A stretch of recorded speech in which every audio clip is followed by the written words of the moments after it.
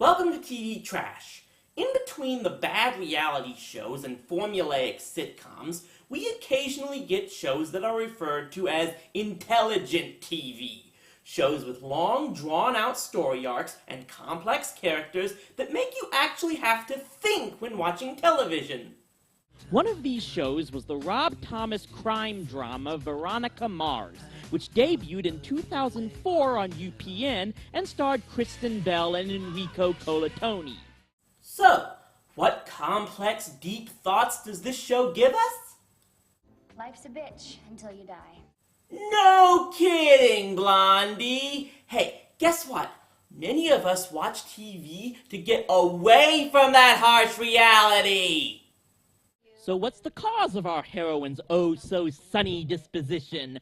Well, a year earlier, her best friend Lily was murdered, and then her dad Keith lost his job as sheriff because he accused the victim's very popular father of killing her. So now they've both become outcasts, struggling to make ends meet with their own detective agency. So while Veronica and Keith hunt down bail jumpers and bust cheating husbands for money, they're also trying to find Lily's real killer, even as someone faces the death penalty for confessing to the crime, something that the new sheriff loves to remind them of. Are you doing anything special to mark the one-year anniversary of Lily Kane's murder? I got it. Dress like a sheriff and crucify some poor grieving father. Yeah, in case you haven't guessed, Sheriff Lamb is a total a-hole. This is established in the pilot episode when Veronica reports getting raped, and he won't believe her just because she was asleep while it happened. I'll tell you what, Veronica Mars, why don't you go see the wizard? Ask for a little backbone.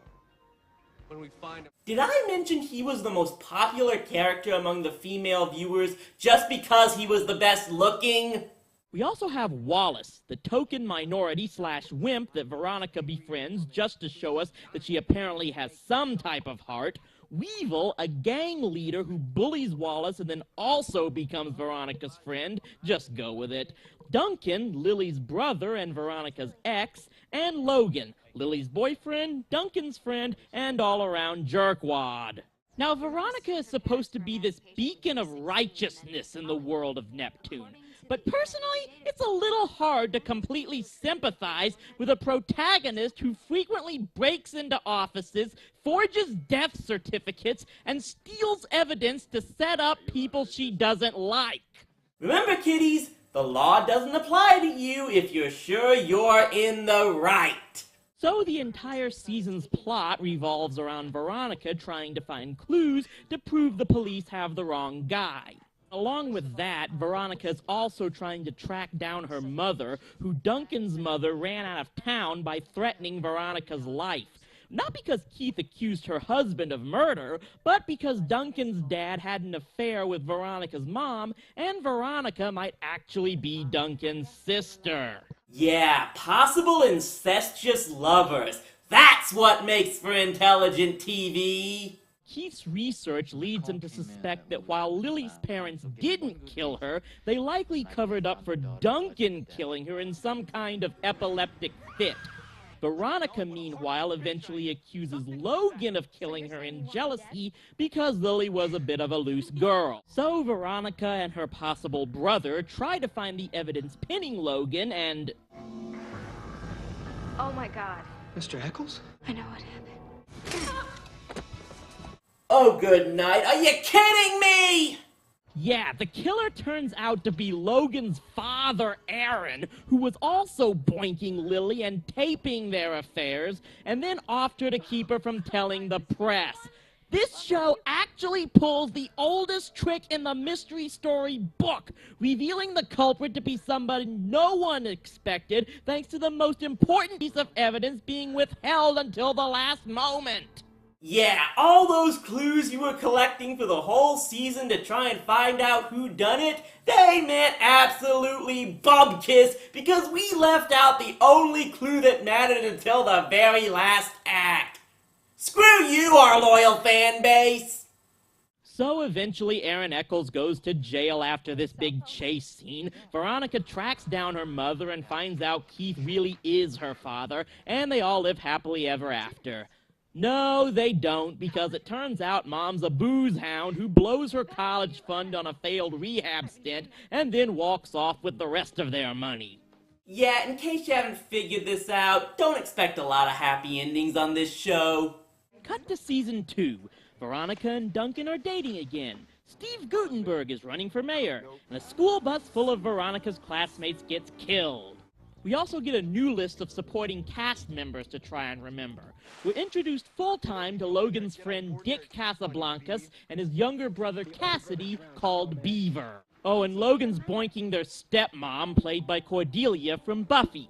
That's not creepy at all! So now Veronica has to find out who caused this tragic bus crash because she's the only competent detective in the county. And if that's not enough plot, it also turns out the one bus victim who lived is pregnant with Duncan's kid but dies in childbirth, with her last wish being that Veronica keep the baby out of the hands of her own fundamentalist abusive parents.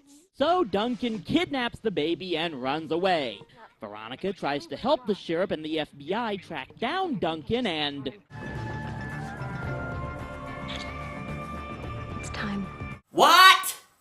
The FBI is heading up to Big Bear. We gotta move. What? After we leave this room, we can't call each other, email each other. Okay, let's see if we understand this. Veronica and Duncan are trying to keep Duncan's child away from her abusive grandparents. Duncan can afford the best lawyers in town. The sheriff knows about the abusive parents, so he would actually be on Duncan's side. And they still decide that committing a major felony is the better option. Here's a quarter, Rob. Invest in some common sense. As far as the main story goes, it's deduced that Guttenberg's character, Woody Goodman, caused the bus crash to silence 2 students that he molested years ago as a Little League coach. Veronica tries to hunt down the 3rd kid he assaulted for a witness and... Oh, give me a break! So Beaver's the one who blew up the bus because he didn't want people to know he was molested, getting the explosives from Aaron's old stunt coordinator, then making Weevil's gang believe the coordinator did it, and it turns out he's the one who raped Veronica years ago, and she puts all this together by looking at one picture. Oy, my brain hurts. Oh, and Aaron Eccles gets acquitted of all charges because he's rich, so Duncan has him killed. Rob Thomas's view of justice. The U.S. legal system is a complete failure, and vigilantism is the only solution. This guy would make a bleeding heart liberal ask him why he hates America. Season 3 has Veronica deciding that staying home isn't so bad and going to college in Neptune. But all is not well there either, as there is a serial rapist with a serious barber fetish on campus. There's also a group of feminist hellraisers who want to pin all the blame on the fraternities and get them kicked off campus. Then one girl directly accuses a frat boy of raping her, only for Veronica to find out that the girl lied about the whole thing at the request of the feminist shrews. So naturally, the school decides to stop listening to the screaming harpies and hold off any vote on the frats until there's actual proof against them. No, wait, that's what they would have done in the real world. Instead, they give in to the lying bitches' demands and kick the frats off campus. And do I really need to bring this up? The frats were not to blame for the rapes. It was a conspiracy involving the liaison service that was supposed to protect the girls. So the 2 masterminds go to jail, and we've managed to go nearly half the season without someone getting killed. I don't know when to shut my mouth. Now Veronica and Keith are out to find out who killed the Dean of Students, Cyrus Odell, in between Veronica constantly getting back together and breaking up with Logan. Oh, and Sheriff Lamb gets killed, and this was supposedly because Rob got fed up with all the fangirls demanding that he make their heartthrob a nicer guy.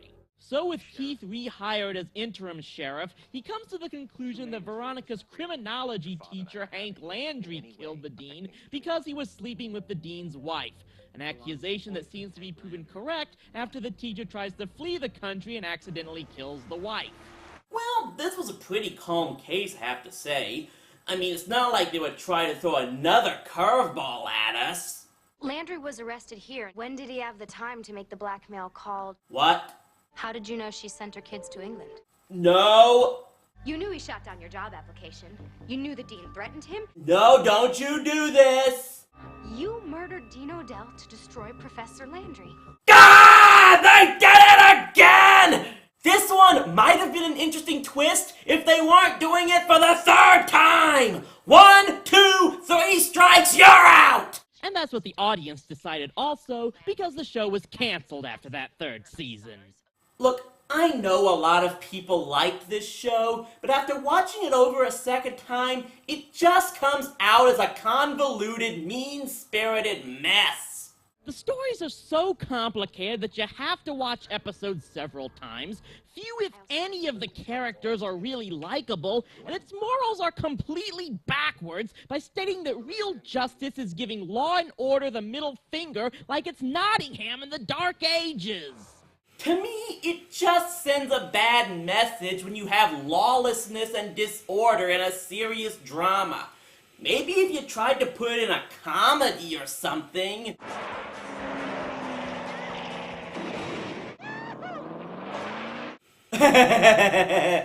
We'll see you next time on TV Trash.